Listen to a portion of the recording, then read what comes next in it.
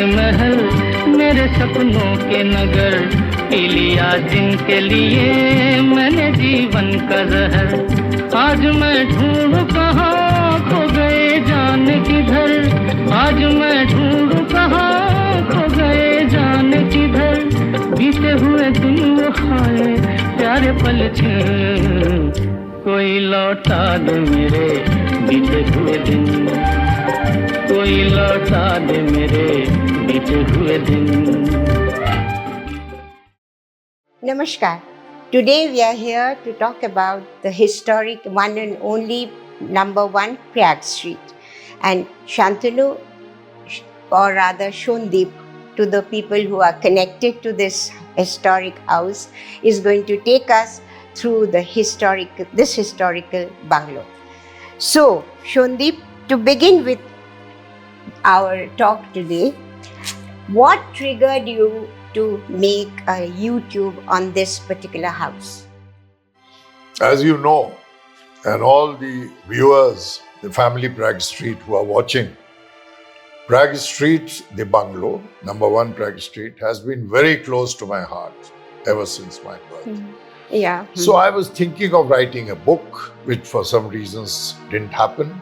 Then I thought might as well, in these days of digital world, I do a YouTube so that it is permanently in place for the generations to come to know about the history and how Prayag Street was and is today. That's the motivation. Wonderful initiative. I hope the next generation benefits from your efforts. Yeah. So, shall we begin with the history of this bungalow? Shall Yes, you please. throw Yeah. some light on that? Well, as you all know, Allahabad, or now Prayagraj, is a very historic city, very old. And in that city, near the university, a rais, a very rich man, he made a bungalow which was located on a narrow strip of land which is known as the Prayag Street, later renamed as Master Dwarka Prasad Road. And that is, in the bungalow was occupied by many. But by history, the first occupant, what we know, is some family member of the Nehru family, who were also based really? in Allahabad. Wow. Yes. Interesting. And there lived Jawaharlal Nehru's cousin, one Shyam Kumari Nehru.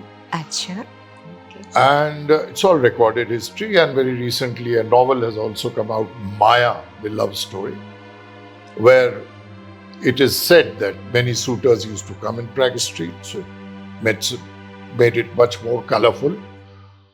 And then this was the history in brief. And in 1949, my Nanaji, a maternal grandfather, He came late Rai Bahadur A.D. Banerjee, who was a civil servant, he occupied this and rested. He started living in this house. That's right. Okay. With his family. And what about your Nani, your Didima, your Nani? Oh, Nani. Nani, When did she come here? Like, was she came here, of course, she was married. Mm-hmm. She was already married when she came here. And her name was Suniti. Mm-hmm. And also she was beautiful like a Japanese doll. She was called Japani. Her pet name, Japani. So in 49, when the family moved, she naturally with her children. So your mamas, masis, and then nephews, brother. Everybody spent some time. Everybody moved in there. Okay. And Didima, you asked Nani, she originally belonged to Lucknow, from a very educated, erudite family of the Mukherjees. Got married to...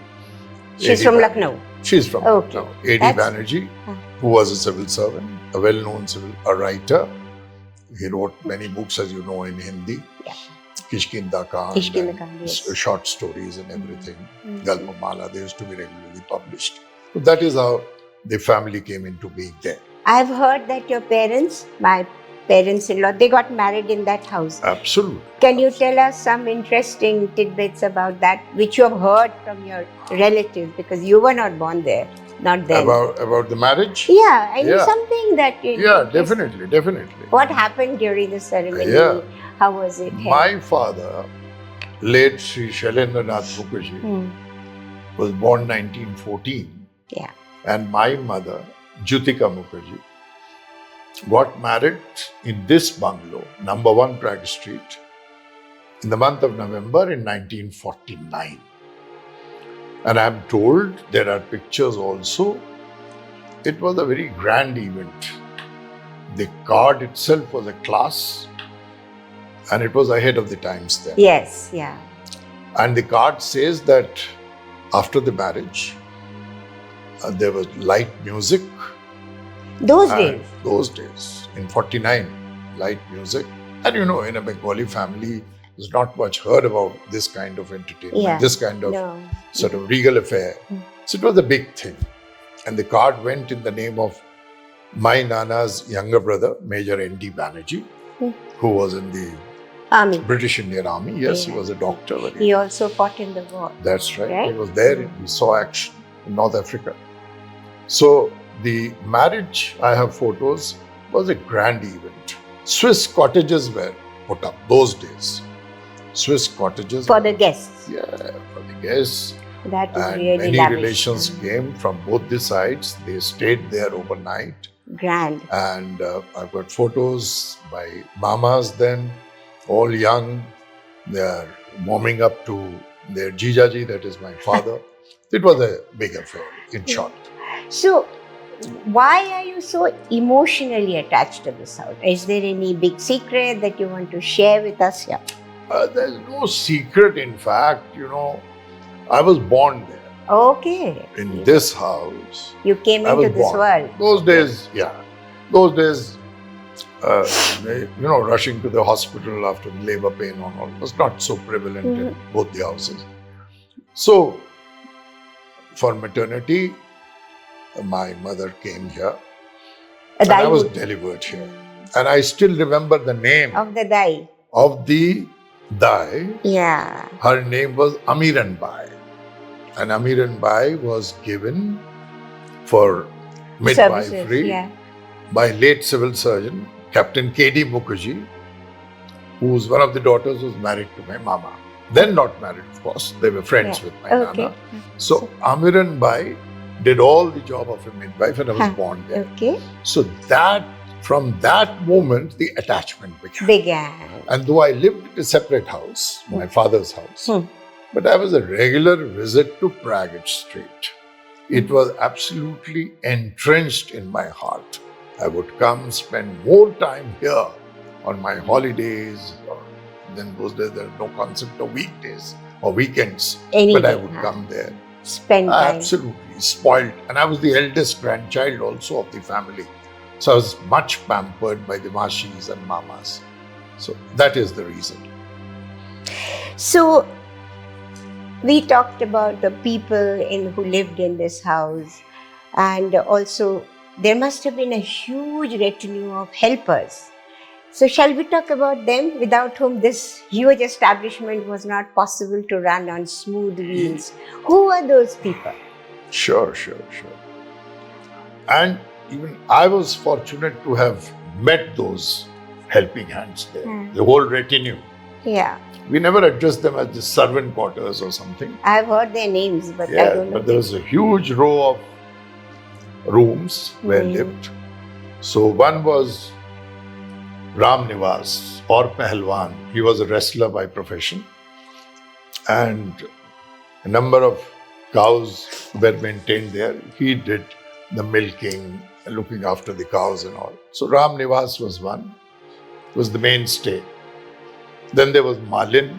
Malin because Mali was a gardener. Later he started working in the university. His name was Madhai. Madhai. Madhai. So Mali, Malin. And then there was a rickshaw puller. There was a rickshaw at home. And he was Ram Avatar.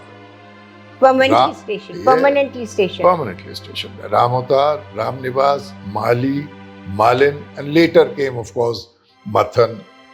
So these were some of the which I never forget. I grew up with. It's a pity we couldn't take pictures of. And unfortunately, those days there were no mobiles. No there's mobiles. Nothing over. Yeah. But we had a wonderful time. And they showered a lot of endless affection and love to all of us. So a lot of functions took place in this house other than your parents' memory. What were those functions, events, ceremonies, anything it was a you remember? huge house and it has a sprawling lawn. Yeah, so I many remember. relatives and friends, they sort of wanted to take that house for the wedding, For their family function. for Janeu, for any other functions. Okay. Because it provided, and it wasn't on a commercial basis, it was just goodwill. So there many marriages took place in that house. And It's a grand house. The very approach I remember is so grand. also, In and out gate in those days was very, very... That's right. It's a huge house. It's a very colonial bungalow. Very Exactly. Colonial one. And then, sorry for it, the other activities which I would like to tell the viewers, the Prayag Street family here, were the literary gatherings there. It was a very happening place. I remember as a 10, 11 years old, my mama was inclined literally for all these things. There were a lot of eminent writers of Allahabad, the literati, the intellectuals, they used to gather, discuss many things. So for example, Sumitranandan Pant, Markande, Ila Chand Joshi, they would come. They would share their pieces. So literary activities were also very much there. So this huge family in this house, a lot of members. Who was that one person that you were most attached to? I can say if he was your role model. Someone that you would like to talk about? Of course. My favorite, all-time favorite was my Ashok Mama. Yeah, I quite agree. Yes. Had he been around, he would have been perhaps 92, 93 today. 93. He was one. I remember as a small child, he would take me in his cycle, show me various places, tell me the history of the city, the bridges, the university, about the family. He took you to the Papa Mau Bridge, yes, right? One evening on a cycle. Bridge or the Lord Curzon Bridge. And he would educate me by telling that so many spans are there in the bridge. Why it is called Curzon Bridge, who was Lord Curzon. So there was a lot of education. And a nephew, the eldest grandson, I would be sort of glued to him on his cycle rod. He would take me. Yeah. So he is one character whom I miss, and he was my all-time idol. You wanted to be like him. Yeah? Absolutely, absolutely. Yeah. Okay. So we've talked about the house, the people. There is one interesting aspect I want you to talk about. The supernatural experiences of the members of the family. Were there really ghosts in that house? Is that true? Well, I have not seen any ghosts there. But you have heard stories. Definitely, I've heard. I don't mind sharing them with pleasure. Now you see that since it was a big house, the story went round, there was a bear tree. Bear tree. And a woman, who was part of the retinue then, had committed suicide by hanging herself there. And her spirit used to haunt. So it's very, we had 5 masis and 5 mamas. Big. And on summers, on the courtyard, there would be rows of charpais there. Yeah. So familiar. And one masi telling other in the morning, at night, taking the name of that ghost, she had come, she had given this blood. She lifted the mosquito net, Machardani, and she said, "How are you, Jibban? How are you, Jutika?" But the best part is that when they would narrate it very naturally. There was no goosebumps. They were not afraid in relating to the part of life. Part of life, that they were part of it.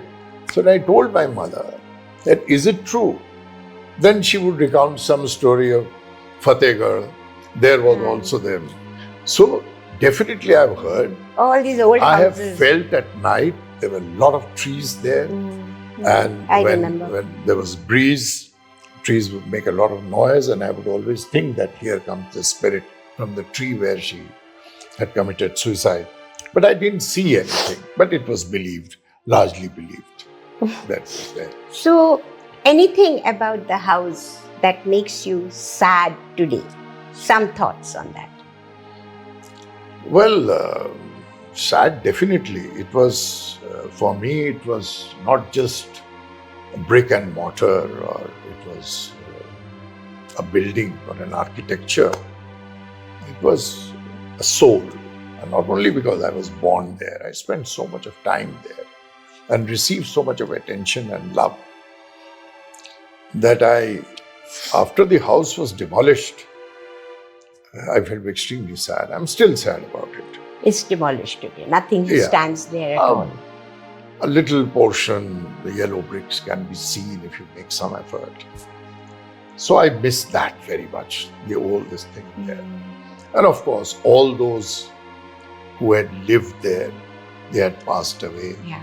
My Nana, my Mamas who used to come, particularly Ashok Mama, Alok Mama, who were there, who sort of made it much more a happening bungalow. So sad. They have all gone along with the house. So that is Nothing there. remains. But when it was a full house, fully packed house, you see, there were Bhaiya Dooj functions, there were Raksha Bandhans.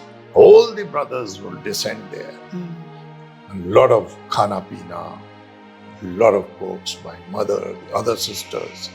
So it was a great siblings bonhoming which I grew up with. Very large-hearted and this thing. All those small things I miss very much. And the generations, I think we still, from the Nanihal side, as they would say, they are still very close. The bonding is there, the bonhoming is very much there. And that is perhaps, it's Prayag Street which has given us the roadmap and which was the lighthouse of us. So these things I miss very much there.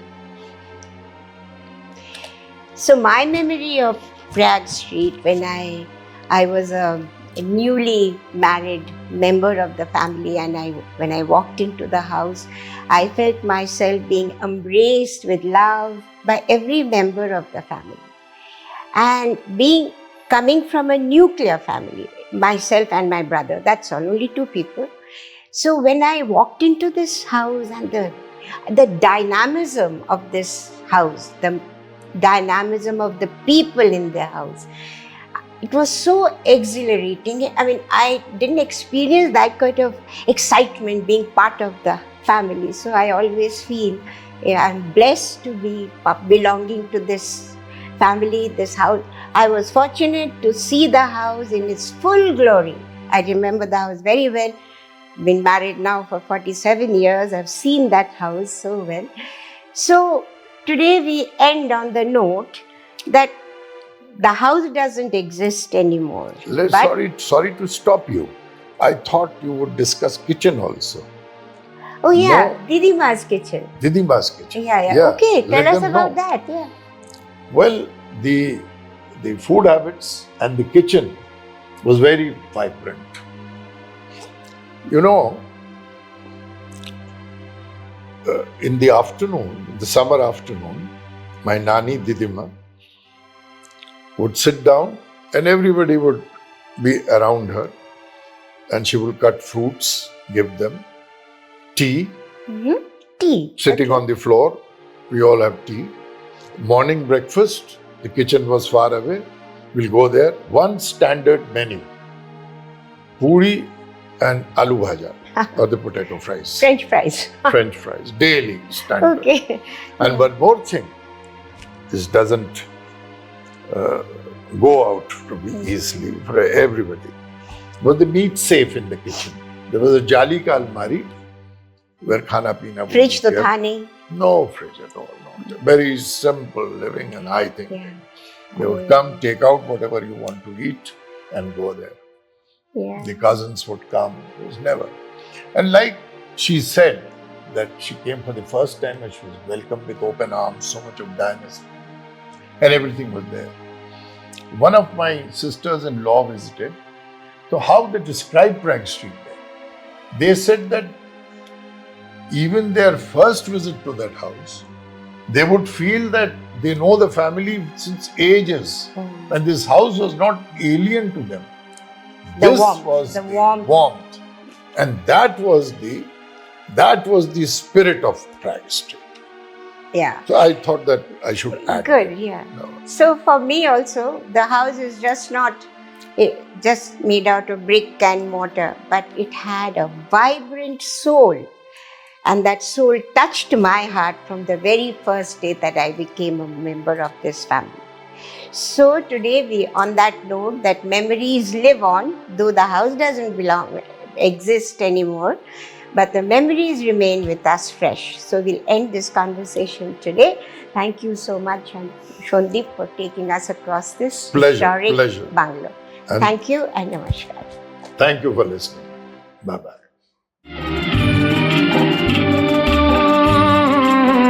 मेरे ख्वाबों के महल, मेरे सपनों के नगर, P लिया जिनके लिए मैंने जीवन का जहर। आज मैं ढूंढूं कहाँ खो गए जान किधर, आज मैं ढूंढूं कहाँ खो गए जान किधर।